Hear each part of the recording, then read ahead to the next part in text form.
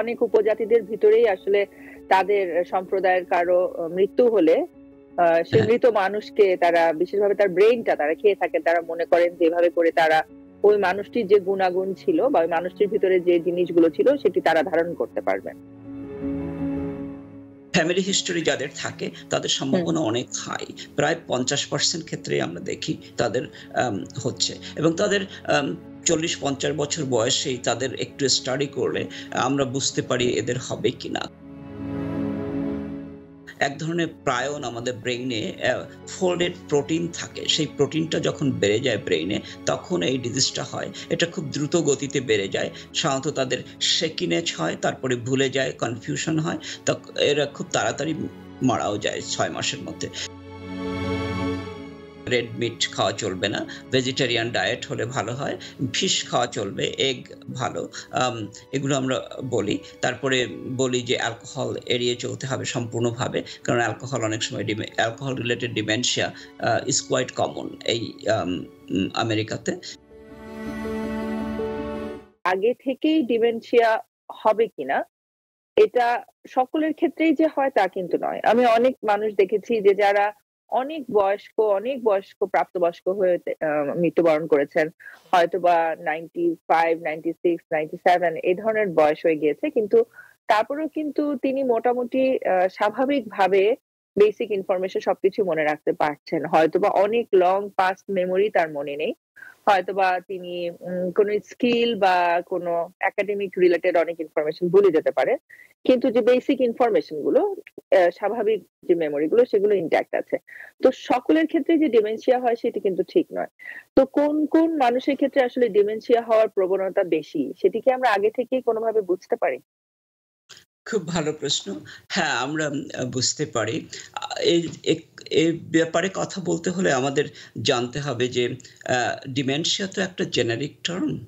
আর আম ৭ ধরনের ডিমেনশিয়া আমরাকে ডায়াগনোসিস করে থাকি। একটা হলো আম যেটাকে বলি আমরা নরমাল প্রেশার হাইড্রোসেফালাস, যে অনেক সময় আম মাথার ভিতরে জল জমে যায় এবং আম আ ব্রেইনটা সংকুচিত হতে থাকে। তখন এই আম ডিমেনশিয়াটা হয়। এটাই হয় মানুষ ভুলে যায়। তাদের ব্যালেন্স আম আ চলে যায়, ব্যালেন্স করতে পারে না, পড়ে যায় বারবার। তাদের ইউরিনারি কন্টিনেন্সটা আ আগেই হতে থাকে। মানে তারা প্রস্রাব ধরে রাখতে পারে না। এটাকে আমরা বলি নরমাল প্রেশার হাইড্রোসেফালাস। তারপরে একটা আছে ফ্রন্টোটেম্পোরাল ডিমেনশিয়া যেটা, সেটাও আম খুব কমন না। প্রায় আম এখন ৩০০,০০০ লোকের মতো ভুগছে এই ডিমেনশিয়াটা নিয়ে। তারপরে একটা ডিমেনশিয়া রয়েছে Lewy body disease. Lewy body disease এবং আলঝেইমার যেটাকে আমরা বলি। আ আলঝেইমার্স ডিজিজের আম আমরা আগে থেকেই প্রেডিক্ট করতে পারি অনেক সময় যে আ ভবিষ্যতে এই লোকের আলঝেইমার্স হবে কিনা। কারণ আমরা যদি দেখি জেনেটিক টেস্টিং এ E4 যাদের রয়েছে জিন, তাদের সম্ভাবনা প্রায় 94% সম্ভাবনা রয়েছে তাদের। যদি E4 আম এবং অন্য আ জেনেটিক মার্কআপ এ আমরা দেখি একটু কম ৫০%। কিন্তু যাদের ফ্যামিলি মেম্বার রয়েছে এবং মাল্টিপল ফ্যামিলি মেম্বারের আগের ডিমেনশিয়া হয়েছে, তখন আমরা ধরেই নিতে পারি তাদের আম আম ডিমেনশিয়া হওয়ার সম্ভাবনা প্রায় 50%। আম যাদের অনেক ফ্যামিলি হিস্ট্রি পজিটিভ, পরিবারে আগে থেকে কারো ছিল। ফ্যামিলি হিস্টোরি যাদের থাকে তাদের হুম। সম্ভাবনা অনেক হাই।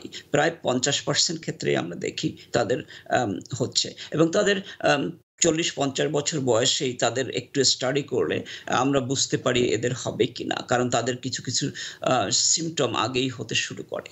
হুম। একটা ডিজিজ রয়েছে ক্রুসফিল্ড-ইয়াকব ডিজিজ। তোমরা শুনে থাকতে পারো। এটা খুব কম। আমাদের দেশে ম্যাড কাউ ডিজিজ বলে অনেক সময়।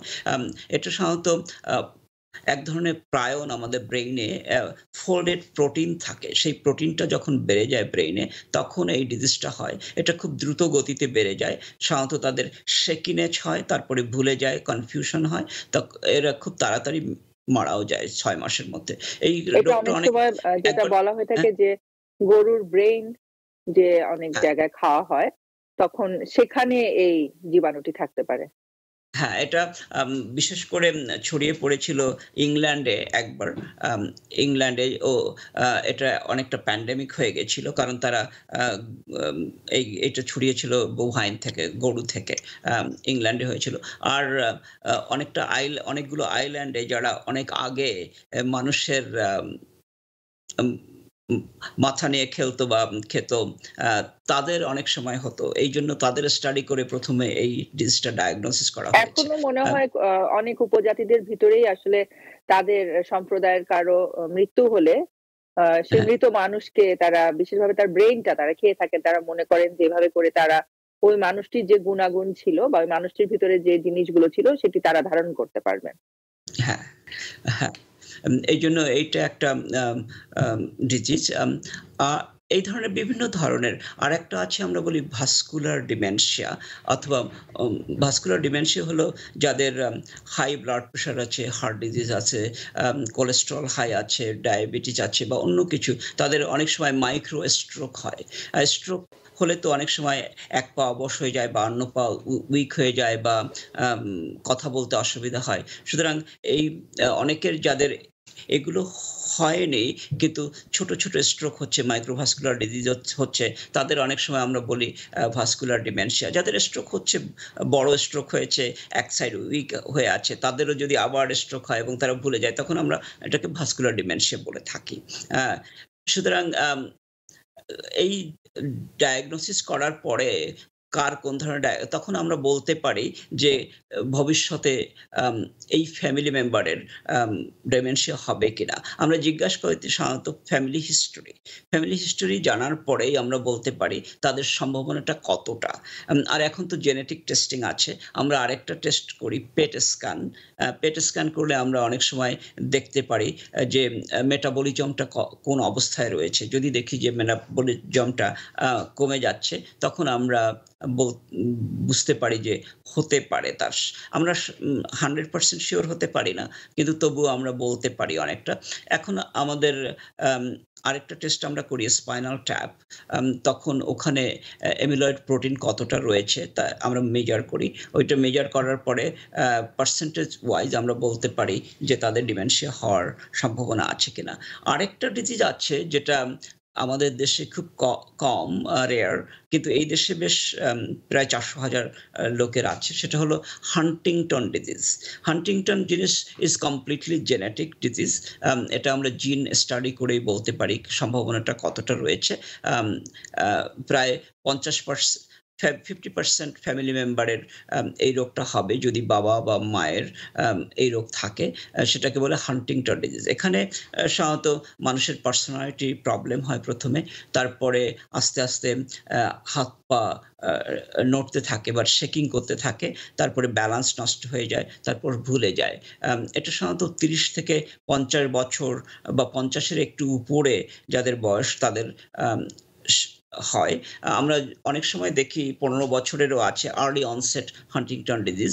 আর লেট অনসেট হান্টিংটন ডিজিজ আমরা বলি যখন 53 এর পরে হয়।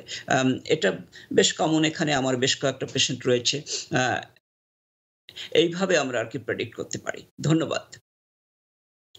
তো যাদের ক্ষেত্রে আমরা ধারণা করছি যে এই মানুষটির ভবিষ্যতে ডিমেনশিয়া হওয়ার সম্ভাবনা রয়েছে, তাদের ক্ষেত্রে কি আমরা আর্লি মানে কি ধরনের স্টেপ গুলো আমরা ফলো করতে পারি?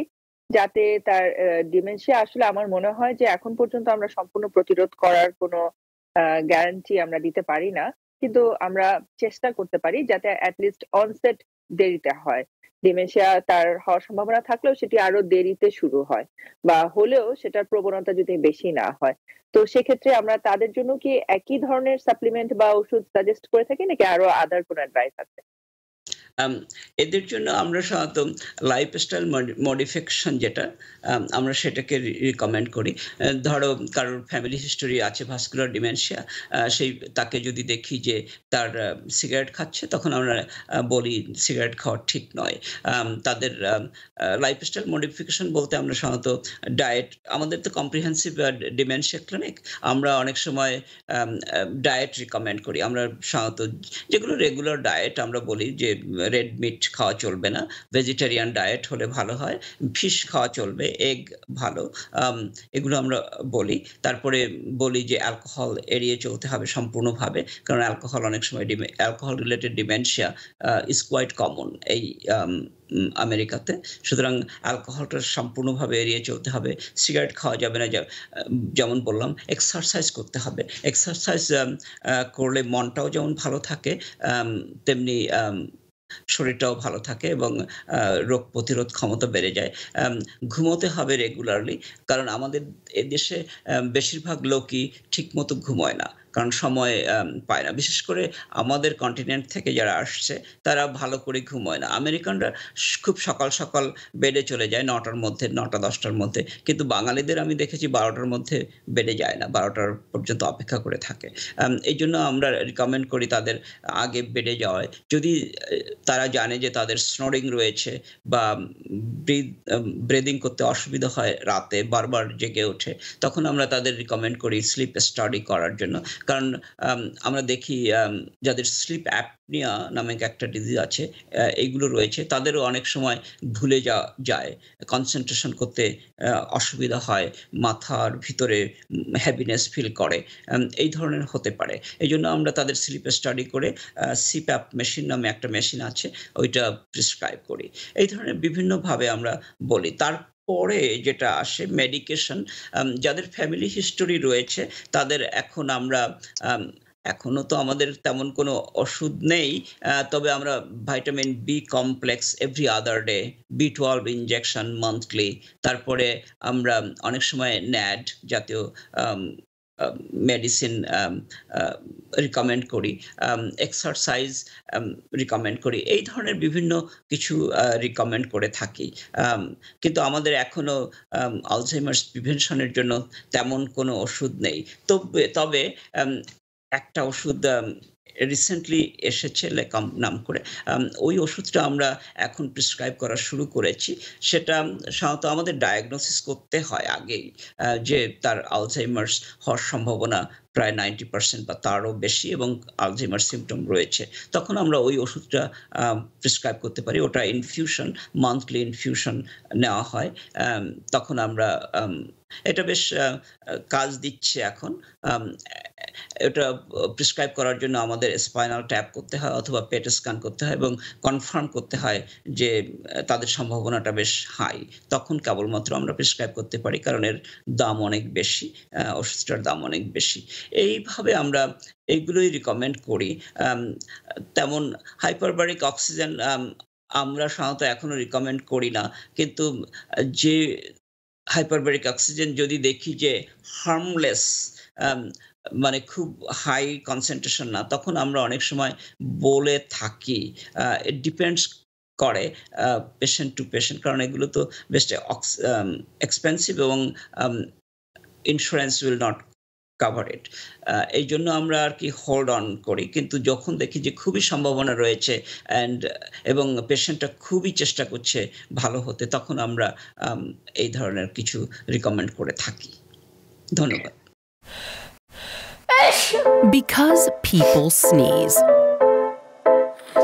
Because not everyone washes their hands.